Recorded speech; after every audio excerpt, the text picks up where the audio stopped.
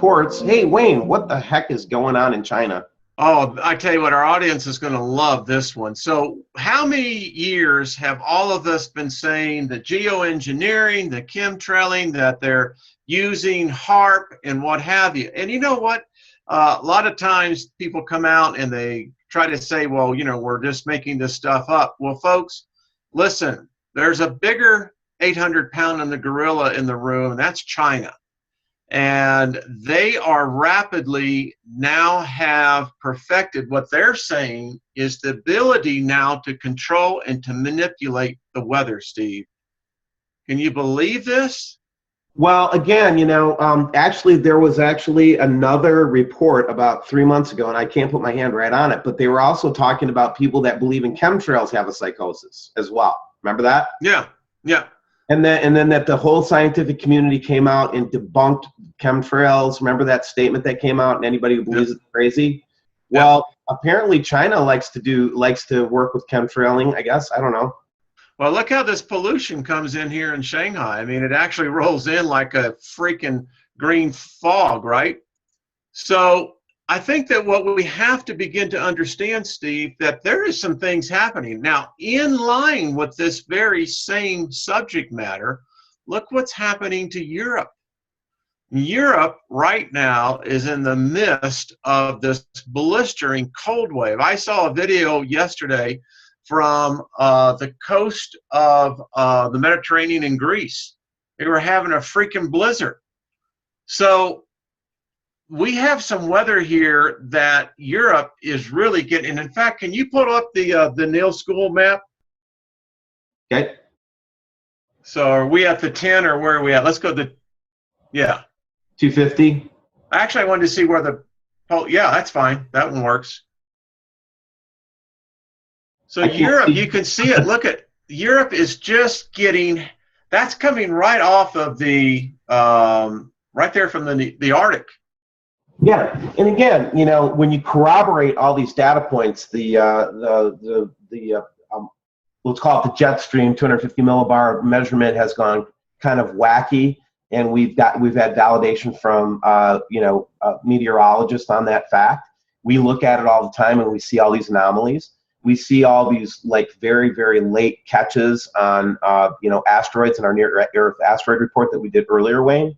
You know. And again, it's like, you know, again, I'm asking, do I have psychosis as I look at all this stuff? Is it wrong for me to be concerned or report on this as a reporter? I don't know.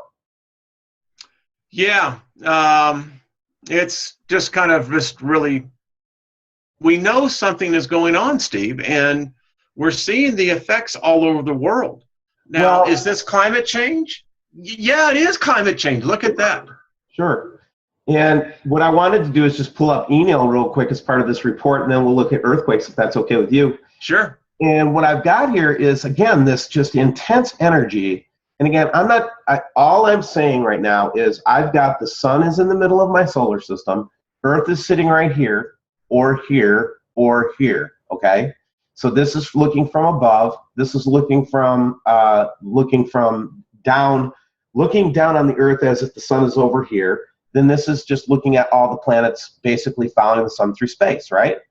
And when I get this level of energy, which takes me all the way up into the 40, 50, and this is not a linear scale, what I have is an intense amount of energy somewhere out in here, right? That is connecting with our sun, and every cycle this thing goes around as it's connected to whatever is over here, as we're connected in a helix fashion, not in a straight line. We are getting, look at the intensity of this energy right here. Wayne. Yeah. Right here, yeah. That's scary level energy. So let's just stop here and talk about, so we just saw Dale Martin's video, which that looked to me to be an object. So what's going on out here? I mean, listen, you can actually see, look at those lines right there where they're not connecting over on the right. Continue to play that loop. Stop right there. You see that? Look at those magnetic lines coming out. You see them? Yes, I do. And then you play that. Where going to? Yeah, then go to the right. What is the one we're seeing here? Stereo A. Right here? No, over on the round one. on the spiral. There you yeah. go. No, move over. Go over. Another one. Move over to the purple. Steve, what is the purple? Oh, it's Dawn. Yeah, that's an old spacecraft that just hung out there. Yeah, well, what I'm talking about, look at the magnetic lines coming off with no connection. I think that's what we're seeing, right? Right. Well, we've got all these what are normally called IMF lines that are connection points to the planets, but we have like so much of an intense amount of energy. Jupiter could be one of those IMF lines, but where are those other ones coming from? And that goes back to 67P again. So Yep. where this thing is sitting, just to give you an idea, and let me go to Solar System Scope real quick if I can do that to give you an idea.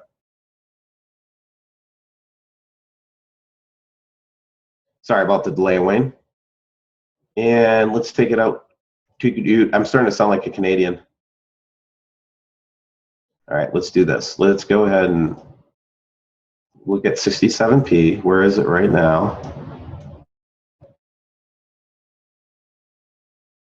There we go.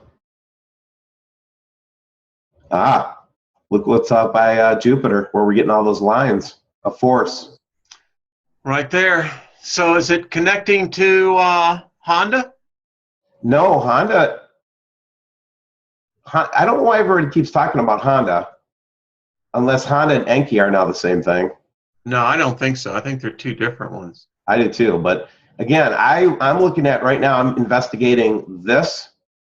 And that's Jupiter right there. And this is almost to the black scale, man.